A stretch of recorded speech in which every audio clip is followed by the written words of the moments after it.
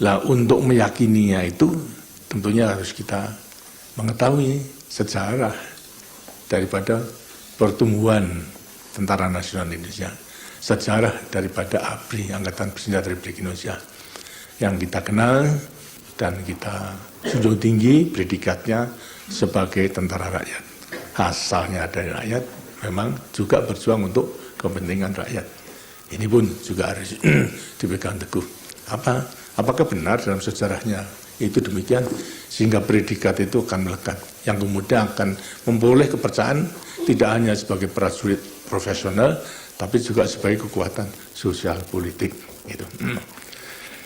Kalau kita lihat sejarahnya, itu, terus proklamasi tanggal 17 Agustus 45. Kita pada waktu memproklamirkan itu belum punya tentara, karena memang kita mempersiapkan berjuang. Tadanya hanya pejuang-pejuang. Tentaranya tentara daripada penjajah, baik daripada tentara Belanda maupun juga tentara Jepang. Tapi kita bersyukur bahwa kita tidak mewarisi daripada tentara Belanda maupun juga Jepang. Mereka mewarisi atau meninggalkan peta pada waktu membentuk peta, tapi bukan peta yang kemudian menjadi cikal bakal daripada ABRI, tidak. Karena peta pada waktu itu memang disusun, dibentuk oleh Jepang, yang kemudian lantas dibubarkan karena kalah perangnya. Pembentukan memang juga atas usul daripada pemimpin kita untuk mempersiapkan diri dalam rangka mempersiapkan kemerdekaan itu. Tapi alhamdulillah bahwasanya setelah Jepang kalah kemudian dibubarkan peta itu. Terus tidak ada lagi peta. Tapi yang adalah oknum-oknum daripada peta itu. Gitu. Oknum-oknum daripada KNIL itu bekas NIL, oknum-oknum daripada lisyun-lisyun daripada pemerintahan baik itu dari Mangkunegaran itu maupun juga daripada Pakualam itu mempunyai lisyun-lisyun untuk mengamankan pengawalan daripada kesultanannya itu.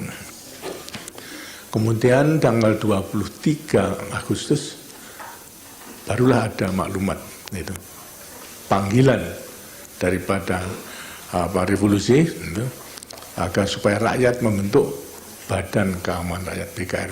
Terus 6 hari sesudah proklamasi yang diumumkan adalah pembentukan Badan Keamanan Rakyat, belum menjadi tentara. Kenapa?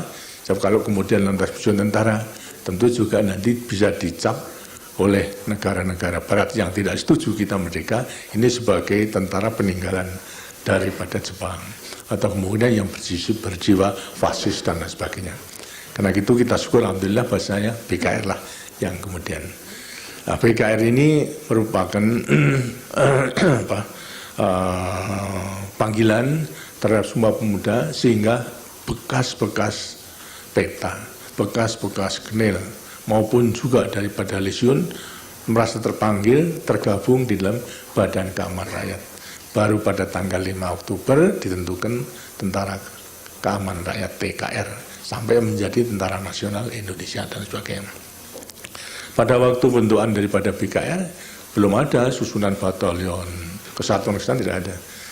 Adanya hanya organisasi, mulai ketua, wakil ketua, sekretaris sama bendara. Kemudian dalam bentuk semua menggabung pada kelompok-kelompok kecil dan sebagainya. Jadi saya sendiri sebagai wakil ketua BKR di Yogyakarta pada waktu itu. Dan kemudian tugasnya apa?